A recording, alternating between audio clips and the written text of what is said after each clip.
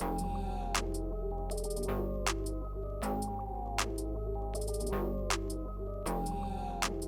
back to Kevin Toll Reads. Hope you're doing well. I am here with the book tag.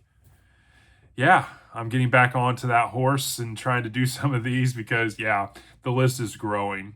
I think Vin at Vin's Corner was like, I don't know what's worse, my TBR or my book tag list. Yeah, I feel that. I felt that a lot, really. I did.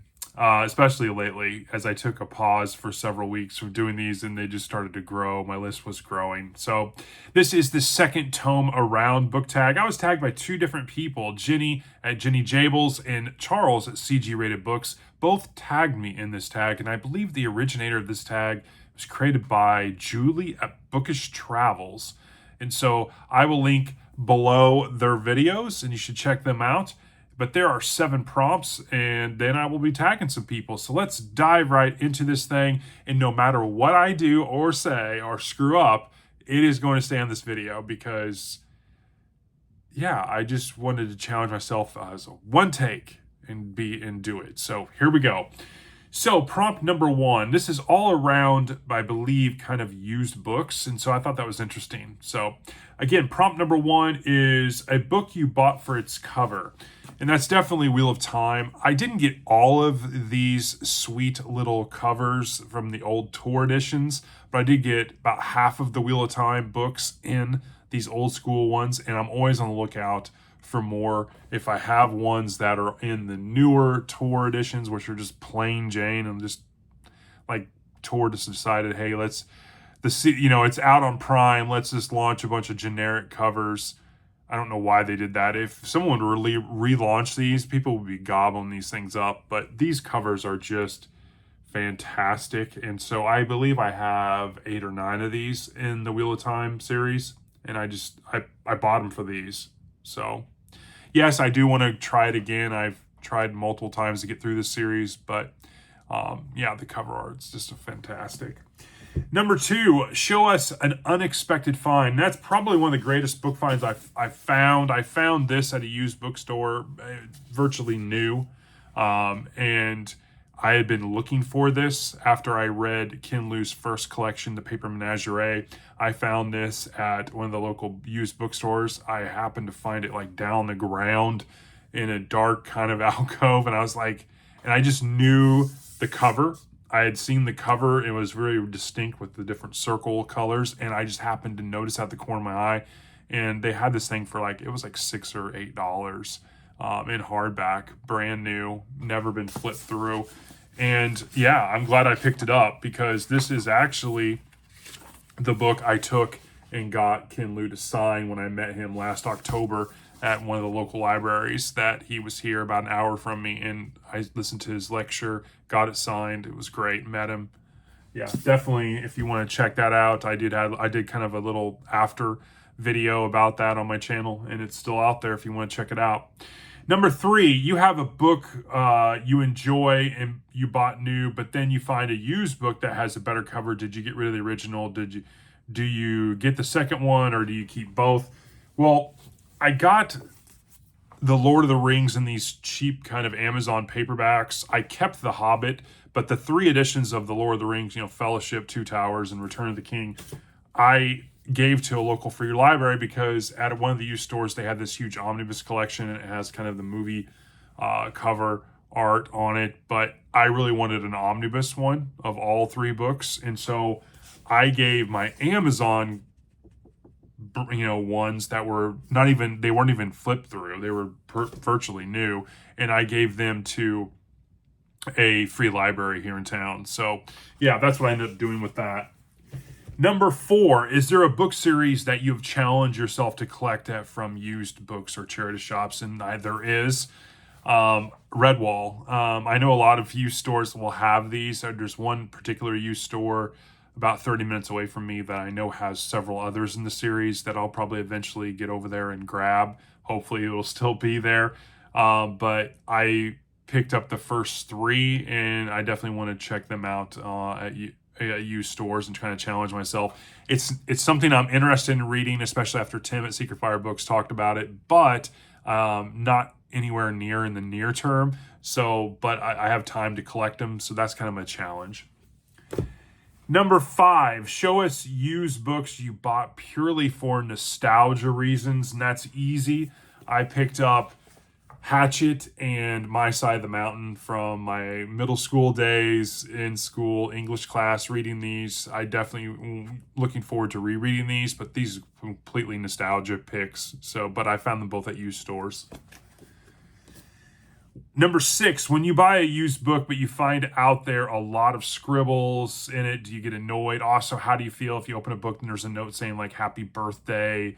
Does that annoy you? And the answer is no, it doesn't. I have a lot of books that are written in. Most of when you find, at least the stores around me, when you find used books, usually there's something either in pencil and pen that has the price or something about, not allowing trade-ins or something like that, so I don't get annoyed, honestly.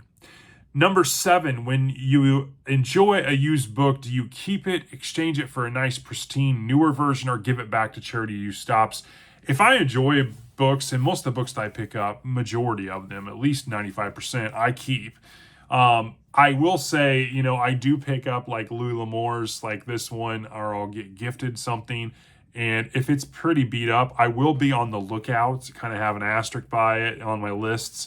So that way, if I do find something that's maybe not as broken up or beat up on the cheap, I will upgrade it. And then I will give this one to a local free library. But for the most part, if I find, mass market paperbacks that are really read through and thumbed through and the spines are beat up, like on thrillers like Baldacci or others, I'm not overly concerned about it. But if I do find a pristine copy of something that's just next to nothing, I usually will pick it up and upgrade. But I'm not going to go out and spend $3 or $4 just to upgrade a book. If I find it for 50 cents or a quarter or $1, I'll do it. But so that's the prompts for this thing. This is, again, the second tome around book tag. And I have several people I want to tag in this video. We're going to start off with, and I know this is going to be a huge surprise, Novel Insights, A Genteel Black Hole, Already Overbooked, Quaint and Curious Volumes, Booked Zealots, Booked Panda, Storm Reads, Ursula's Odds and Sods, Libronaut, Kelly Reads a Lot, Uncommon Reader, Read Becca, The Grape Jelly Library, Spread Book Joy, Book Chat with Pat, and Robert G. Reader of Books. You've all been tagged in the second tome around book tag. Thanks again to Jenny and Charles for tagging me, and thanks to Julie at Bookish Travels for creating the tag. I hope you all have a great day, and I will talk to you all in the next one. Thanks. 1,000 years later. So part 2 of this double feature book tag is the Would You Rather Thriller Edition book tag. This was created by Becky at Book Reviews with Becky, and she tagged me. This Would You Rather book tag is centered again around thrillers. There are 11 questions, the 12th being tag and others. Let's dive right into this thing.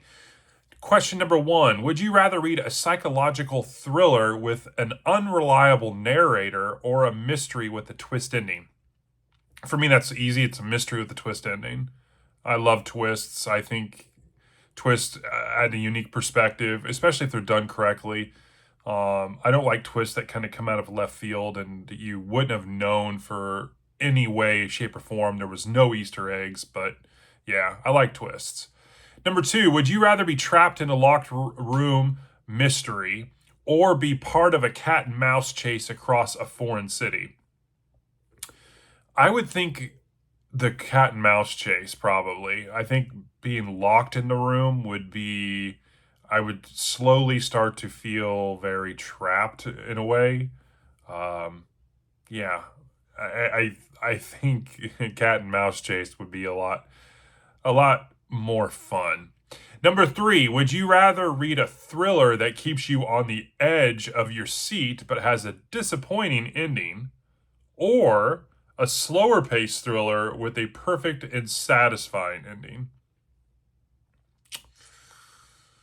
That's a tough one.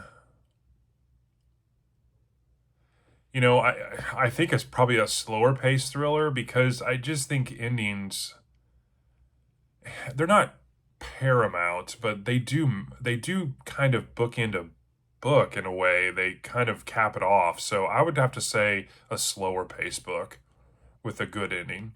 Number 4, would you rather uncover a major secret halfway through your book or wait until the last chapter for the big reveal? I actually would like to know a secret halfway, I would like to uncover something major halfway, because I always think it's interesting when authors do that, because then they have, they've done the surprise. Now they have to finish off the story in a way that's going to keep the reader engaged. And I think when authors do that, they have a challenge in front of themselves in that they have to do it well. And so I like that, because I think it gives the author the ability to tell a really good tale or keep you engaged in other ways. And I think that that adds kind of a dimension to the book reading experience for me. Number 6, would you rather read a thriller set in a remote, isolated location or one set in a bustling city full of hidden dangers? I like the remote, isolated location, honestly. Um, yeah, I do. I think it adds some intrigue, some mystery. It also creates a way where the author has, if people come on to the story, like how did they get there and that kind of thing. Um, yeah, I like that. Number 7, would you rather have a main character who is constantly making the wrong decisions but ultimately survives, or a character who makes all the right decisions but still ends up in danger? I think I think the latter. I would like the right decisions to be made, but I like the danger element to come into play irregardless. So yeah, that's my take. Number 8, would you rather read a book with a villain who has a personal vendetta against the protagonist, or one where the villain who is completely or one with a villain who is completely unknown and mysterious?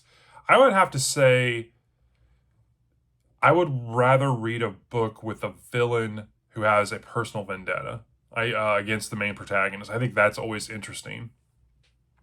Number 9, would you rather read a thriller with intricate mind-bending puzzles to solve, or one with high-intensity action scenes? I'm going to have to say both on this one. I like both of them. I like action. I'm a guy, I like action, battle scenes, I like stuff happening, but I do like the puzzle stuff. That always intrigues me as well. When you're talking like a Robert Langdon series, I do like action though when you're talking like Reacher, but I do like when you kind of bend both of them together. I think that's even like the ultimate. But I like both of those things. Number 10, would you rather read a thriller with multiple points of view, or one that focuses solely on the protagonist's perspective? I like both, actually. I think, if you do different points of view, I think it really lends itself to really good storytelling. Ken Follett is one that does that, in the Kingsbridge series. I know Abercrombie does it in some of his books as well. I think that's always an interesting take. I think it offers kind of a way for a reader to connect to more characters. But at the same time, I do like, oh man, I could like both of these on a lot of these. I like multiple point of views, actually. I'm gonna have to go with that. I do like that. You don't get it as much as you would think. You do see it a lot more with fantasy a little bit. But yeah. Number 11, would you rather read a book written in first person point of view or third person point of view? I can read either, but I would think third person probably is my preferred, to be honest with you.